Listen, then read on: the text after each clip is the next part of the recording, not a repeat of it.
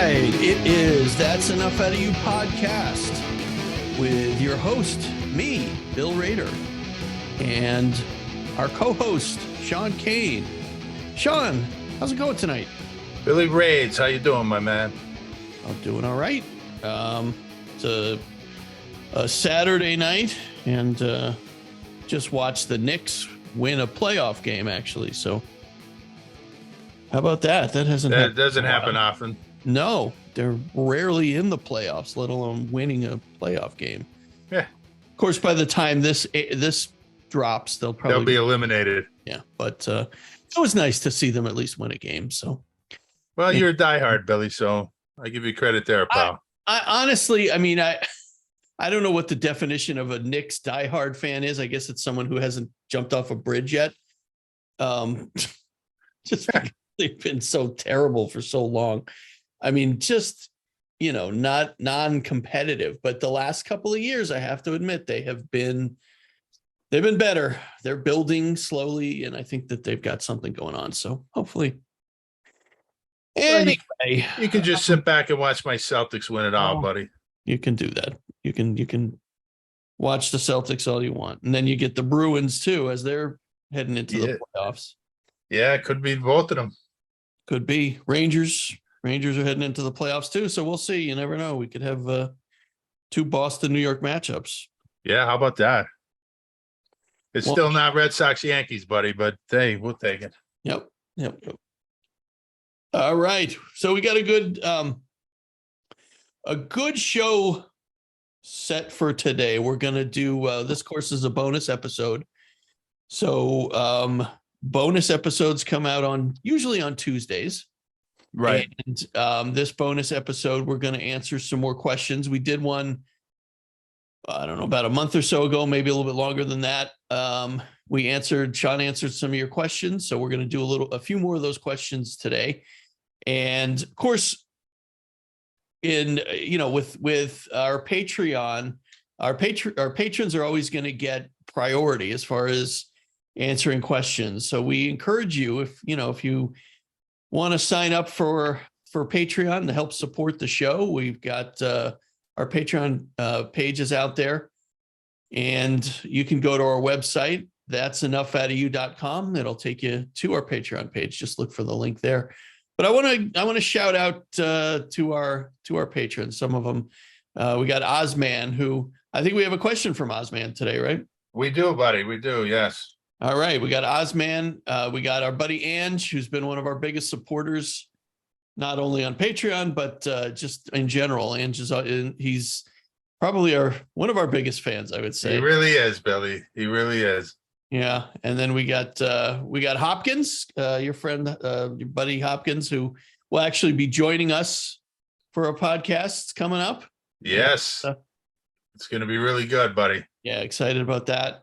And then Jamie Kane, who has been a big supporter of ours as well. So maybe someday we'll get him on. Who knows? It's been a challenge. We've been working with his people. We've been trying to get him on. Yeah. They said, they promised they'll get back to us, but it's he's in demand. What can I tell you? He's a tough guy to get a hold of, buddy. He sure is, but he's a big supporter of ours, and we love him. We appreciate him. Absolutely. So, all right. Well, and as always, our Patreons are going to get top billing, and they're going to get first crack at us and the questions. So,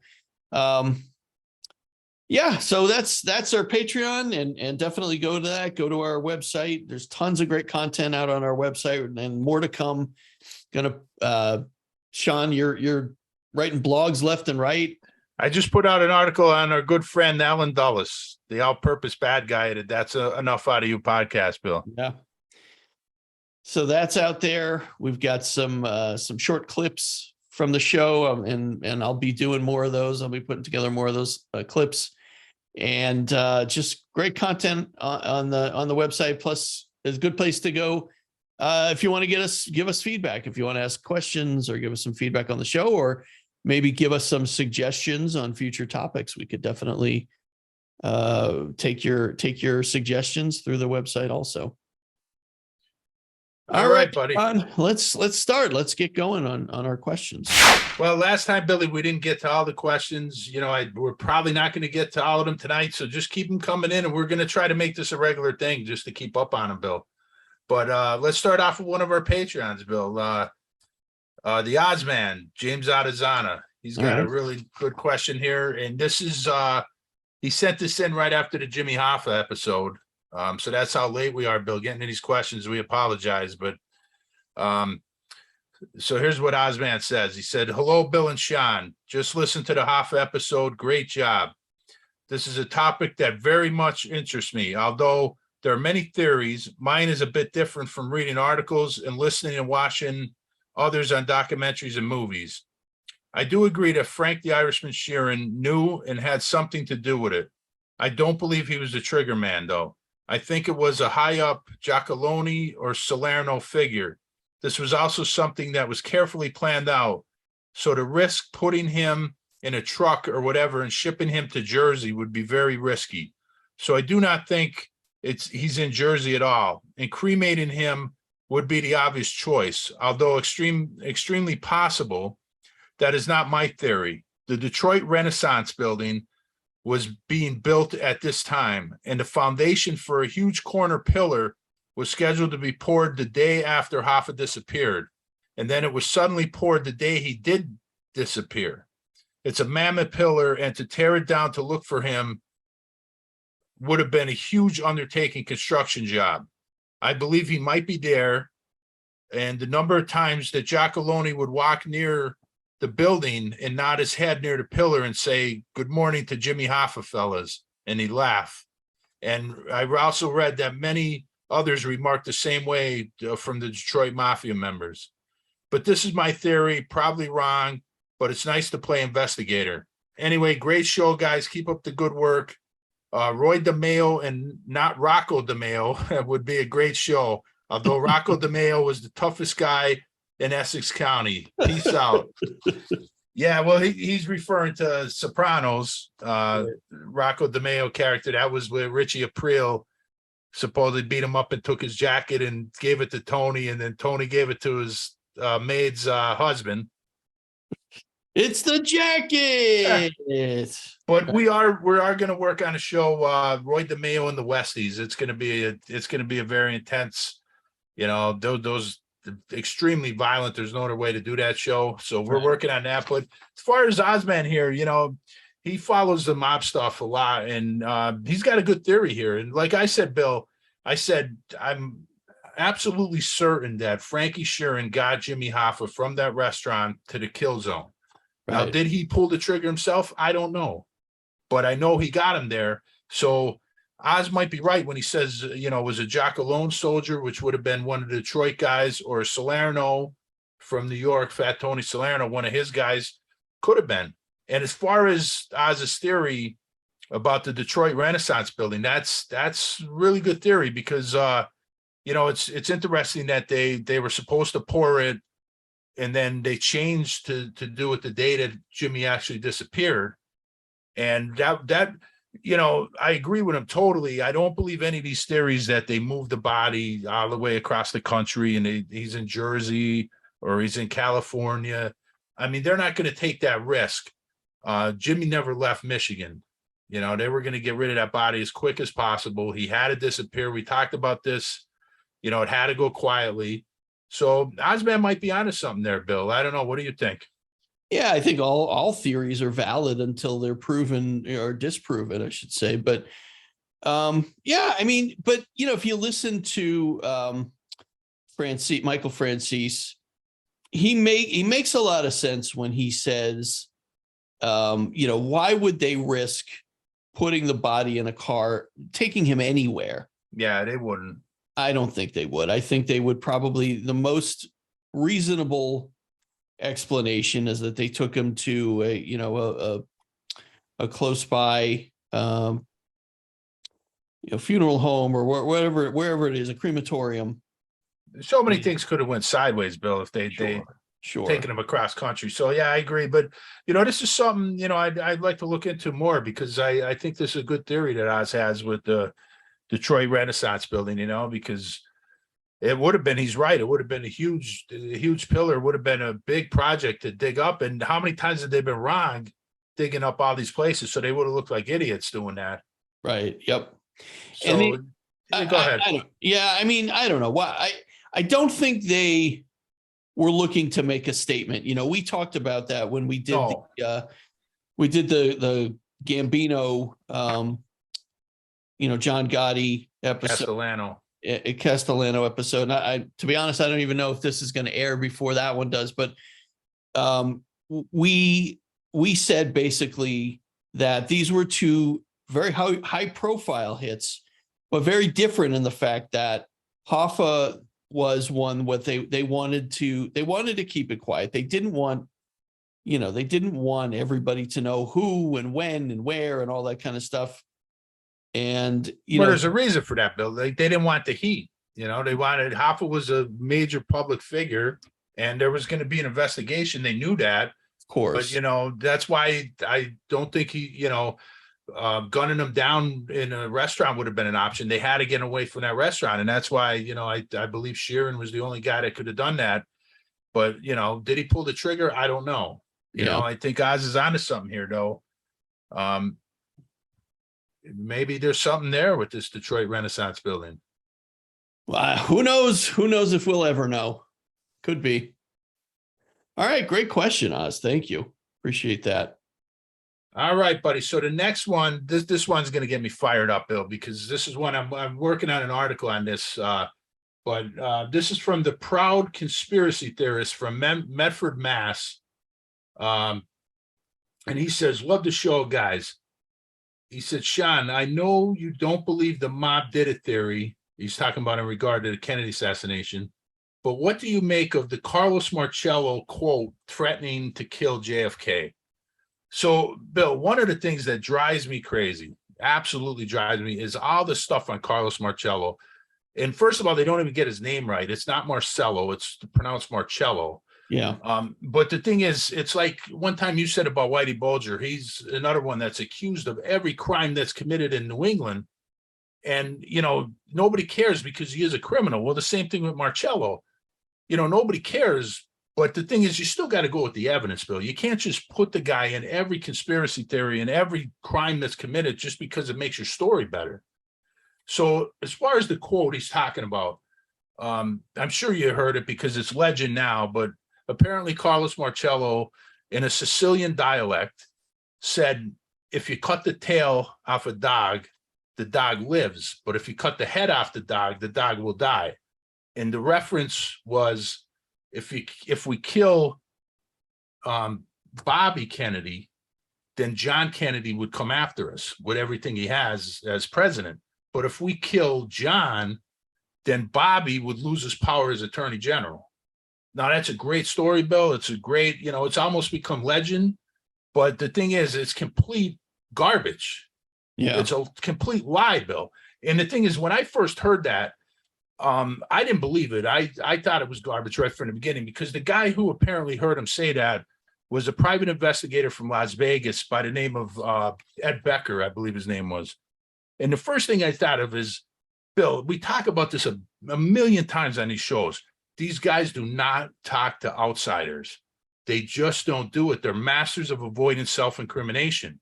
And I just don't understand what people don't get. They're not going to volunteer this information like, oh, yeah, we're going to kill the president. And they're just going to tell an outsider who's not a made guy. The guy's not even Italian. And then the thing is, the guy could barely speak English if you listen to interviews with him. And I'm supposed to believe that he speaks the Sicilian dialect and understands it. So I never believed the story. But as people start looking into it, they realize, they found out that he wasn't even in Louisiana. He was in Vegas at the time that Marcello supposedly said this. So I was listening to Black Op Radio a couple of years ago. Jim Diagino is a guest on there. Leno Sanik is the host. He does a great job. And he had a guy on, an Italian guy, Bill, he worked in the casinos in Vegas. And the guy knew all the mob guys. And he became friends with a lot of them. And he ended up writing a book. And the book was nothing that would incriminate anybody because, like I said, even though this guy became really good friends with him, they never talked business with him. So the book is all about stories, talking about sports with these guys, fishing, whatever. But anyway, when Carlos Marcello went to prison, he got dementia really bad, and he got I think he got syphilis, and he was really bad at the end there. So they let him out of prison, and he was under house arrest, and he was at his house where people could go pay respects. So this Italian guy goes to pay respects to his friend, and who's there but this private investigator, Becker. Now, this is 1993, Bill, and he's listening to Becker, and Becker's talking like he never met Marcello. This is the first time he's going to meet him. He's really excited. And then when he goes up and he meets him, he realizes he never met this guy. So he called him out. He said, afterwards, he went outside and he called him out. He said, look, you told this story that Carlos made this threat 30 years ago, and here you're meeting him for the first time. And the guy said, well, I didn't really hear that. I heard from somebody else. And the guy's like, who told you that, though? Like, you're just this story you made up, and then it's become legend. It's on documentaries, it's on news shows. You know what I mean, Bill? And this is why I get so aggravated. Like, nobody cares because Marcello's a criminal. And I'm not, I'm sounding like a lawyer for Carlos Marcello. I'm not putting him up for sainthood. The guy was a mob boss. He was probably the most powerful mob boss in the South, even more powerful than Santo Trafficante. I mean, he used to, throw bodies into the swamps there and let the alligators finish him off. I mean, he's not the guy you're going to invite over for Thanksgiving dinner, Billy. Right. But I'm saying you can't just accuse him of every crime that's committed, just because it makes your story better. And this is what drives me so crazy, Bill. It's just they put him in every conspiracy, like Martin Luther King. We talked about that when we did that episode, that guy Liberto. They tied him to Marcello when actually he was more tied to the Dixie mob than Marcello. They put him in the Hoffa head. I guarantee, had nothing to do with that. They put him. What drives me crazy again is the Castro attempts they put him in. And I've read all the files on that, Bill. And it's Johnny Roselli, Sam Giancana, and Santos Trafficante. Marcello's name is not in any of those files. And people just assume that because he was friends with Trafficante, that he's involved in these plots. And it's like, there's no evidence of that. You can't just put him in the story. And it's just, it's one thing after another. And then when he was in prison, he supposedly said he threatened Kennedy to another inmate. And again, Marcello he had dementia. He was having hallucinations. Anything he said couldn't be taken serious. And I'm not going to believe a prisoner who's trying to get a reduced sentence. So that story doesn't make sense. And all the other stuff. There was a lawyer, Frank Regano, that said Marcello, he delivered a letter from Jimmy Hoffa to Carlos Marcello and Santo Trafficante, and it said in there that Jimmy wanted Kennedy taken care of. Well, first of all, Jimmy Hoffa doesn't give orders to the Mafia. That's not the way it works. It was the other way around. And second of all, Jimmy Hoffa is smart enough to not write it down on a piece of paper, even if he's going to hand it to his lawyer. Right. So that story's garbage. And Bill Buffalino was Jimmy Hoffa's lawyer, Russell Buffalino's cousin, not Regano. I don't know, maybe Regano did some work for Hoffa, but he wasn't his main lawyer. So that story, I don't believe. So it's just one thing after another, Bill, with Carlos Marcello. And I'm going to put an article on the website. Look out for that. And we'll clear up some of these myths. But again, I'm not sticking up for the guy, but it's like the thing with Whitey Bulger, Bill. Everything has just become legend. And it's like you got to separate the facts from these wild stories that people just make up. Yeah, yeah. So let's get on to the next one, buddy. Okay. All right. So this one is from Celtic Sweeney from up in Boston. He said, Sean and Bill, could you talk a little bit about Anthony Shea from Charlestown? Now, I don't know. Are you familiar with Anthony Shea, Bill? No, I never heard that name. Well, you saw the movie The Town, right? Oh, a long time ago. Yeah, well, time ago, Sean. That was loosely based on Anthony Shea. So he was like, there was a group of bank robbers. They were all Irish in Charlestown. It's a hardcore Irish enclave up there. And it was generational, Bill. They would have the father, the grandfather, pass it on to the father, then to the son. And they were all bank robbers, Bill. And it was going on for years up there. And Anthony Shea led this gang that they called the No Name Crew, the No Name Gang, because they couldn't identify who these guys were, and they were pulling jobs all over the East Coast. And I'm familiar with this because, you know, I know that area well, and I used to go up there, and I used to go into a bar, Old Sully's up there, and Anthony Shea used to actually go in there. So Old Sully's was in the movie The Town. That was the bar where Ben Affleck and Jeremy Renner were in. And I think The Town is a very underrated movie. I think that's a tremendous, you know, Boston crime movie. And but I used to go up there, and I used to talk to the owners up there, and the owner's daughter told me a lot of stories about Anthony Shea. So I'm quite familiar with them. And she actually told me a cool story, Bill, about like Jeremy Renner afterwards would actually come back to the bar, and he would be the opposite of Ben Affleck. Ben Affleck would go back, he would have an entourage with him. He couldn't get near him, but Renner would come by himself, and he'd sit at the bar like it was just like two guys like me and you, Bill. And he'd sit there, and he'd give his credit card and buy drinks for everybody, and people could come up and talk to him. And so, yeah, I'm familiar with Anthony Shea. Maybe we'll do an episode on that down the road, Billy. Okay. Yeah, sounds like a good topic. So, okay, let's get on to the next one. So this is from this guy up the IRA in Derry, Ireland, Bill. He said, Sean, who do you think were the shooters in the JFK assassination if it wasn't Oswald? Okay, so this is a big one, Billy. So there's no way, like, it's hard to, the waters have been so muddy, Bill. It's almost impossible to say who was actually the shooters. Right. You know, but I could say for certain, I think there definitely was a shooter up on the grassy knoll. And I know Jim DiEugenio was asked this question recently, and I heard it in an interview. It was worded a little different, though. He was asked about all these guys that, you know, were accused or admitted to saying that they shot Kennedy, like James Files and Woody Harrelson's father and all this other. And DiEugenio was knocking down all of those stories and proving that they were just all complete garbage. And I'm going to say what he said, because I believe that this is what the evidence shows, Billy, is it's impossible to say exactly, you know, who it was, but the evidence shows that a guy by the name of John Sutre was in Dallas on 1963, November 22nd, and he was arrested going over the Mexican border. Now, Sutre was a member of the OAS, which was a secret French paramilitary group that was trying to oust de Gaulle in France because de Gaulle was supporting letting Algeria get their independence from France. And the OAS was backed by Allen Dulles.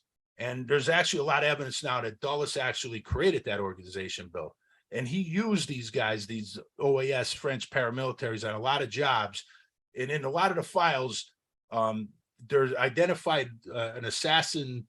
At first, people thought it was an individual, but it looks like it's a group now called QJ Win. And I think that QJ Win was this OAS paramilitary team. I think it's a possibility, but I know that de Gaulle was tracking these guys because they killed him. They were trying to kill him, I mean. And we do know the fact is that he was in Dallas and he was arrested over the Mexican border. And then they got him out, and James Angleton had a lot of connections over in Mexico City. So I think Sutre had all the skills to be the grassy knoll sniper. And if you ask me if I had to pick somebody, Bill, who's the sniper, I would say, I can't say for certain, but that would be the guy that I would finger.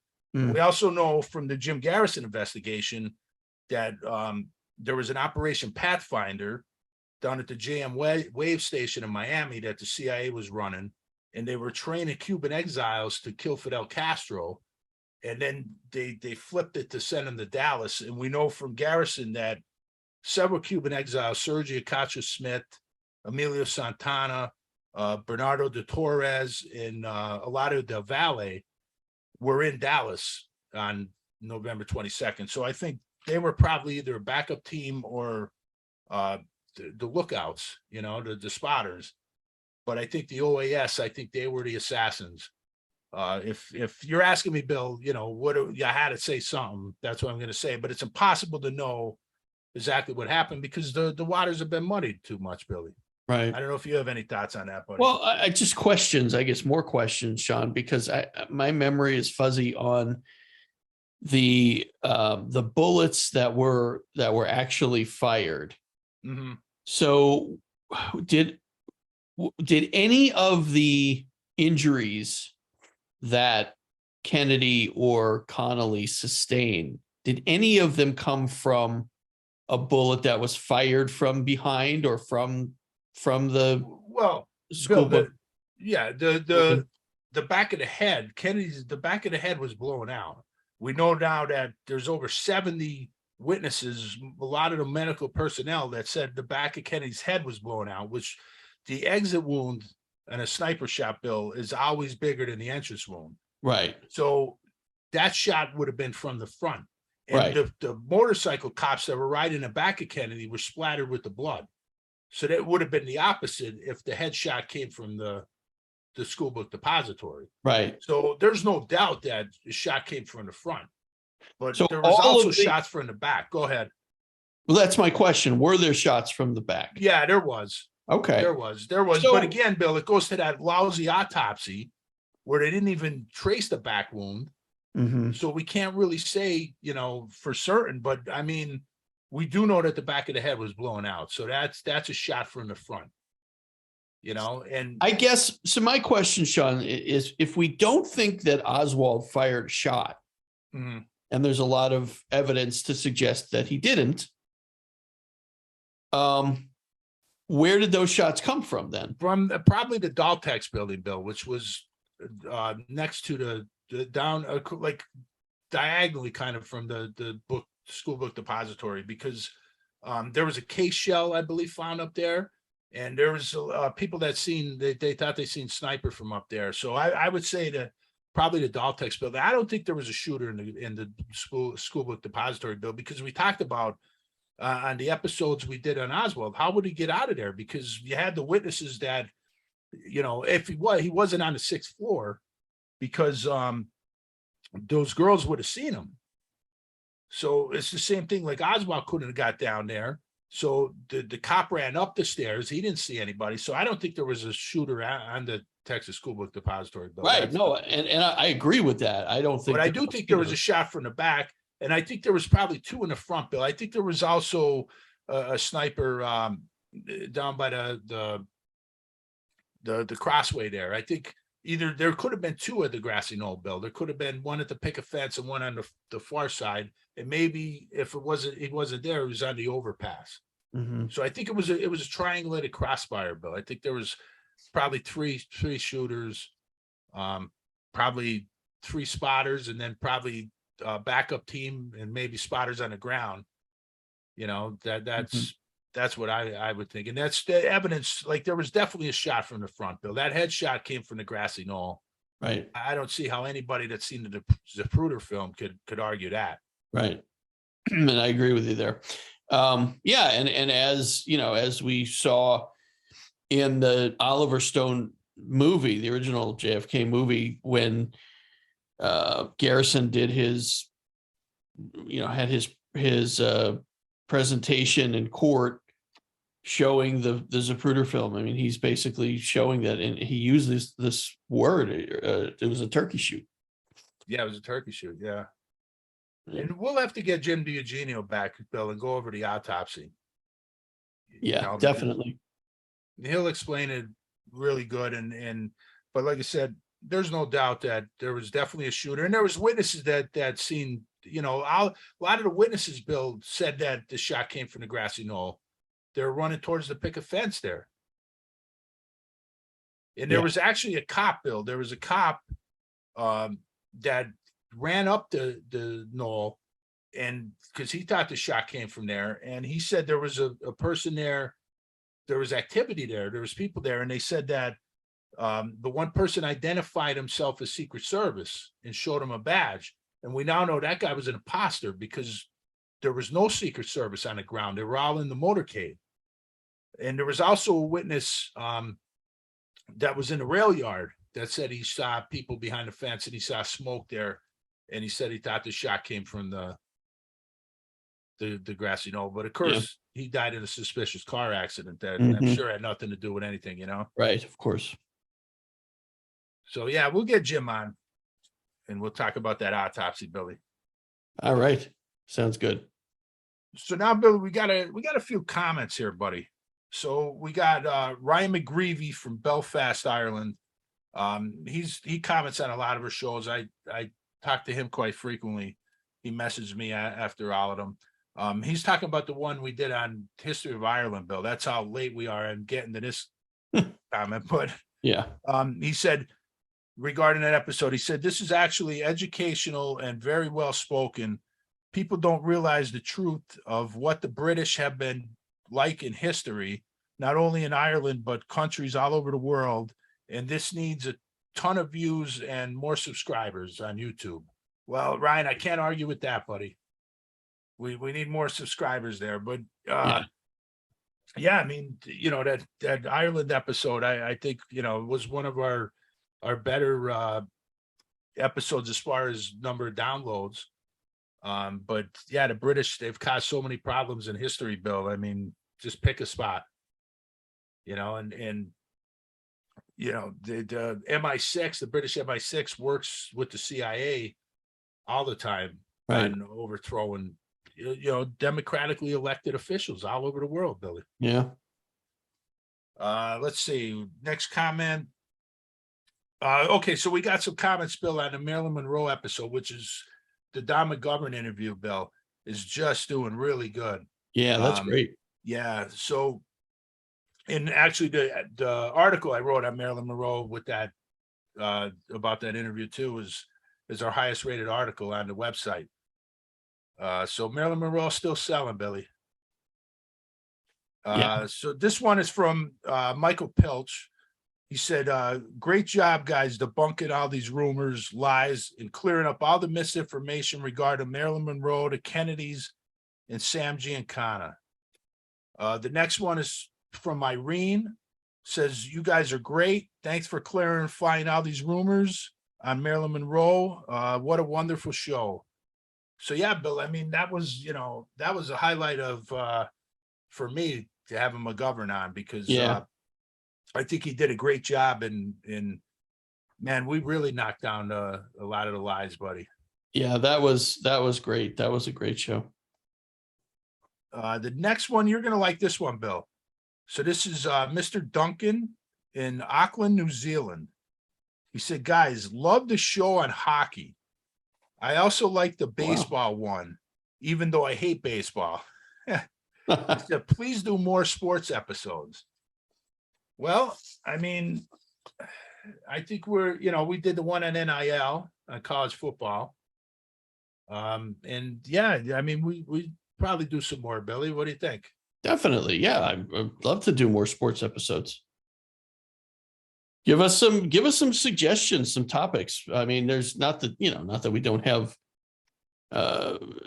topics that we'd like to talk about, but definitely we'd love to hear your suggestions for some sports topics. Yeah. All right. The next question is from you're going to like this guy, Billy, the Bloody Sock from Boston. He said, Sean, is there any truth to the connection between President Bush and Whitey Bulger? Okay, so it's not Whitey Bulger, it's Billy Bulger, the senator. He had a connection to President Bush, yes. And we're actually I'm working on an episode, Bill, we'll have on Whitey Bulger. We'll talk more about this, because he's just like Marcello with all these legends. What's the truth and what's the made up stories that just become legend?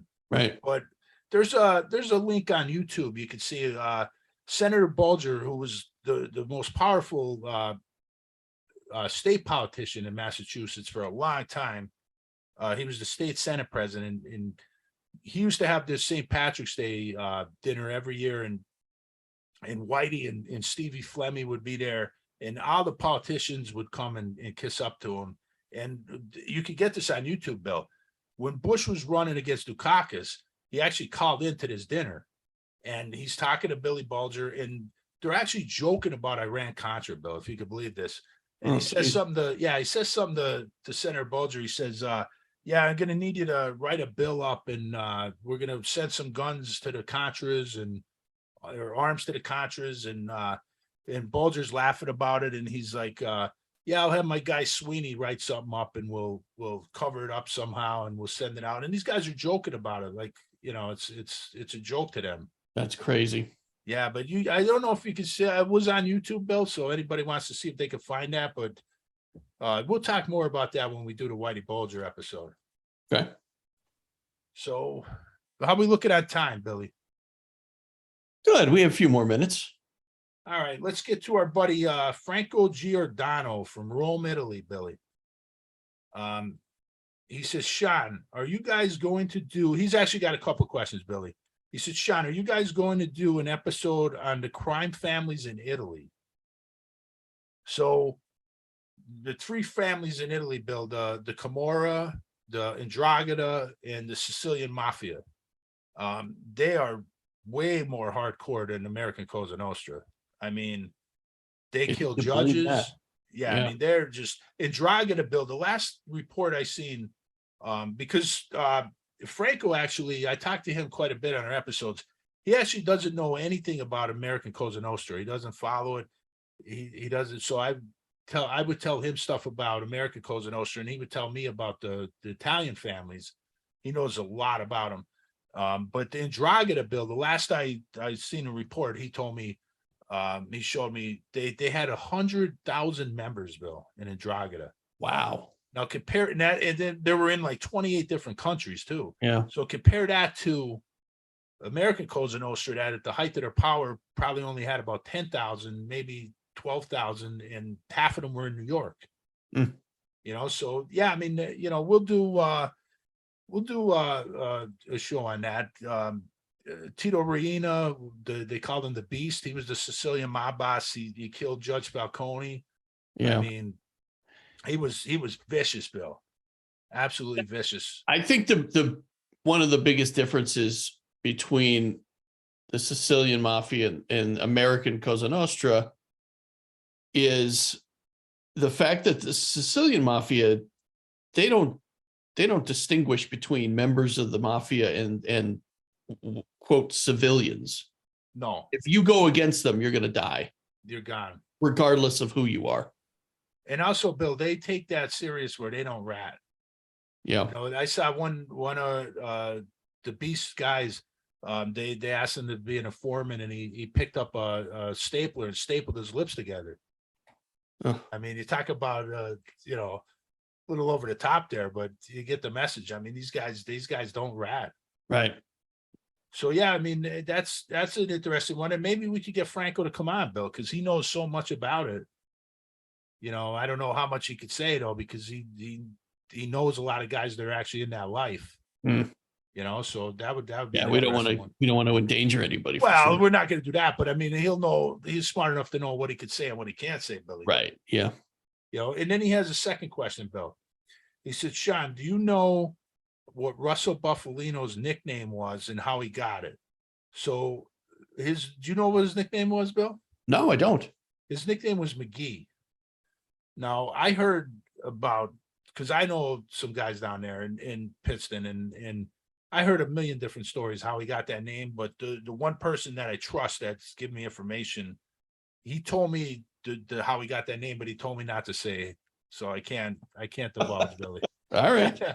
But his nickname was McGee. That was used by his closest associates. Interesting. Yeah. So I don't think we're going to get to too many more, Billy, but I have, let's see, there's a few more comments, Bill. This one's from Italian G. He says, this was for our interview with Jim D'Eugenio.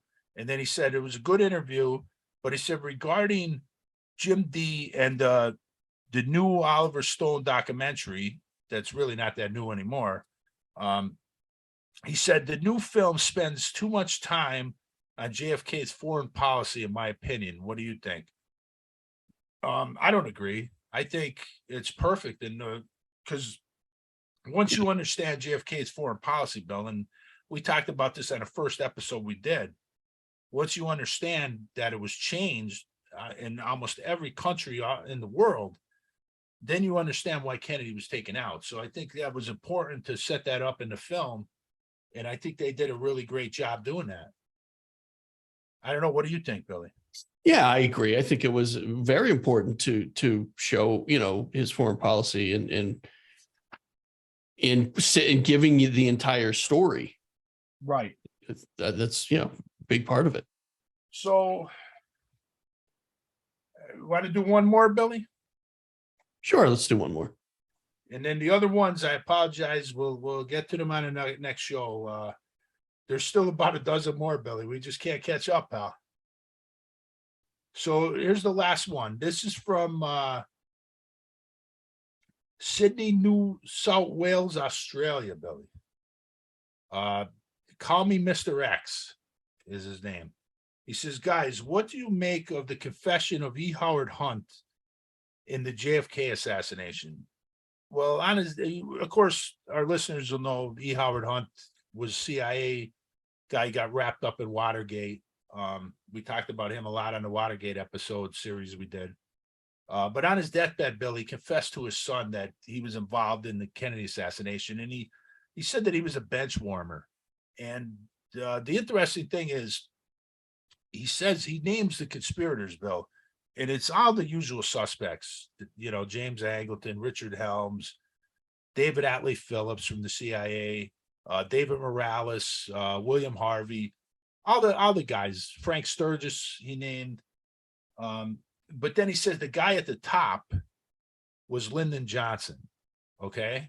Now, the thing is, David Talbot wrote a great book, The Devil's Chessboard, about Allen Dulles.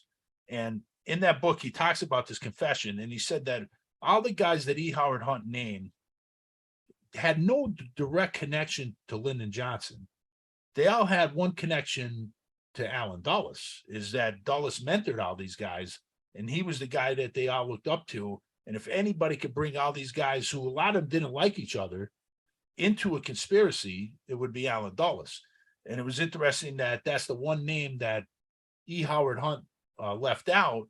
But like Talbot said in the book, he said, even on his deathbed, he couldn't bring himself to name that, in his words, that remarkable man that made his career, and that was Allen Dulles.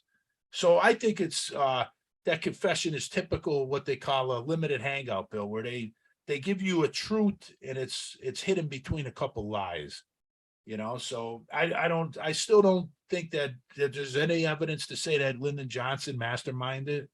I think he definitely covered it up, but I don't think you could say that Johnson was the mastermind. I mean, right. I don't think there's no doubt in my mind, Bill, who the mastermind was. Right. Yeah, of course. Just read my last article that I just put up. Yeah. Well, all right, buddy. This was good. We got to a lot of questions. We're still way behind, but we'll have to do more of these episodes, Billy. And Definitely. then we'll catch up. But just keep these questions coming in, and we'll get to them. We'll get to them. And if you're on Patreon and you want throw us a couple bucks there, we'll put you on the front of the line, right, Billy? There you go. You get right to the front of the line. Absolutely. All right. Good episode, Sean. So keep those questions coming, keep the comments coming, and check out these are great questions. I mean, we got some smart listeners, buddy. We sure do. Yeah. Really... I mean, our listeners are absolutely on top of it. They come right at us with any questions, any feedback, and they're such a big part of this show. It's just so important and so great that we have these great listeners. Yeah, as soon as the episode comes out, Billy, the comments start flying. It's just great, buddy. Yeah, we appreciate you guys for sure. Absolutely. All right, my man. All right, let's wrap it up, Billy. Wrapping it up. Check us out. That's enoughoutofyou.com. That's the best place to get all of your information on us, all the content and everything. Links to all of our stuff is there, so check that out. We appreciate again our Patreon subscribers, and we will talk to you guys next time. It's Enough Out of You. Good night, everybody.